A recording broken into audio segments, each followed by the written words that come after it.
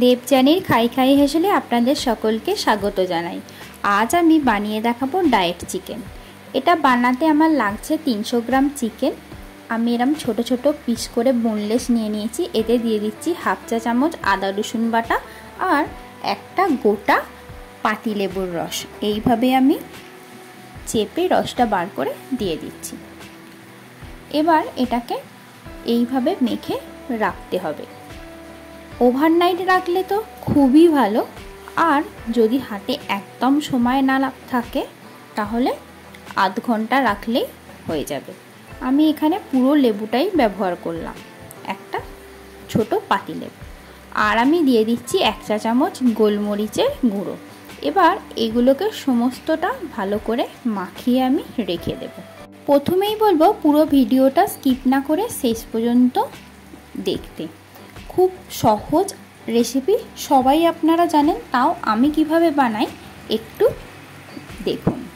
আর বানাতে খুব বেশি সময় একদম লাগে না, চটজলদি এই রান্নাটা হয়ে যায়। এবার আমি কড়াইয়ের মধ্যে দিয়ে দেব হাফ চা চামচ রসুন কুচি আর হাফ চা চামচ আদা কুচি দিয়ে এটাকে একটু নাড়াচাড়া করব। জাস্ট এটার একটু কাঁচা গন্ধটা চলে যাবে আর একটা হালকা ব্রাউন টাইপের কালার এসে যাবে। ঠিক এই স্টেজে আমি যে চিকেনটা ম্যারিনেট করে রেখেছিলাম সেটা এবার দিয়ে দেব। চিকেনটা আমি পুরোটাই দিয়ে দিলাম। দিয়ে এটাকে খুব ভালো করে নাড়াচাড়া করতে হবে, জাস্ট একটু সতে হবে।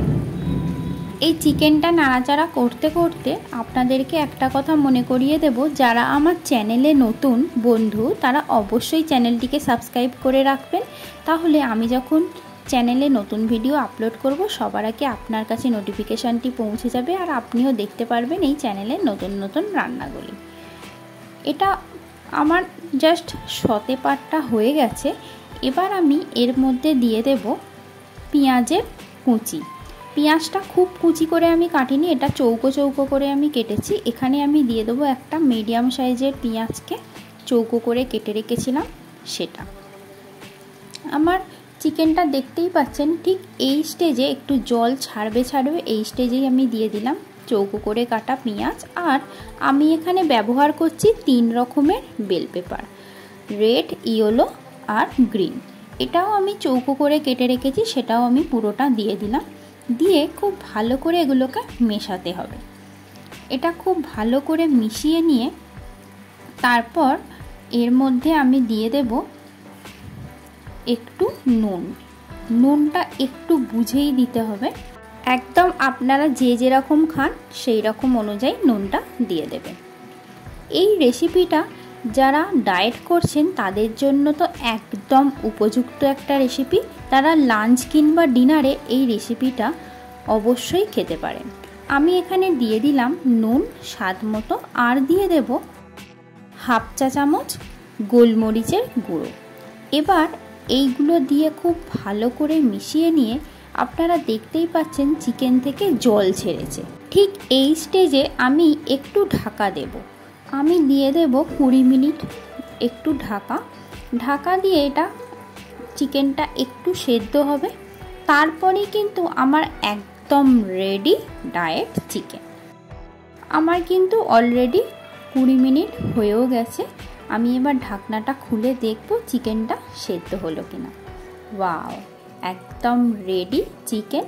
দেখতেই পাচ্ছেন চিকেন কিন্তু অলরেডি সেদ্ধ হয়ে গেছে। আমার কিন্তু একদম রান্নাটা তৈরি হয়ে গেছে। আর এখানে কিছু দেওয়ার নেই, জাস্ট ওপর থেকে আমি 1 চা চামচ বাটার দিয়ে দেব।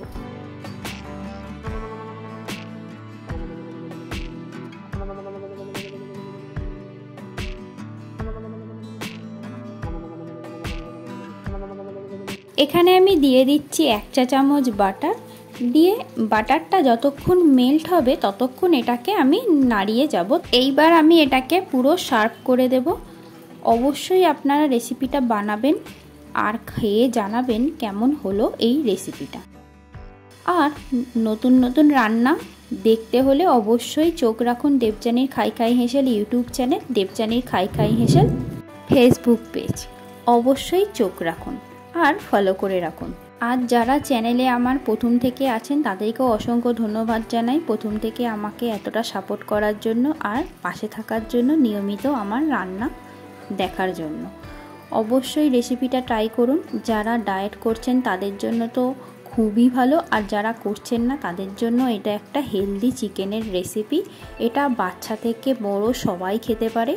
আর এখানে আমি একদমই কোনো লঙ্কার ব্যবহার করিনি, কিন্তু আপনারা চাইলে এখানে কিন্তু অবশ্যই লঙ্কার ব্যবহার করতে পারেন, তবে সেটা খুবই সামান্য। ভালো খান, সুস্থ থাকুন। আবারও দেখা হবে নতুন একটি রেসিপি নিয়ে। Thank you.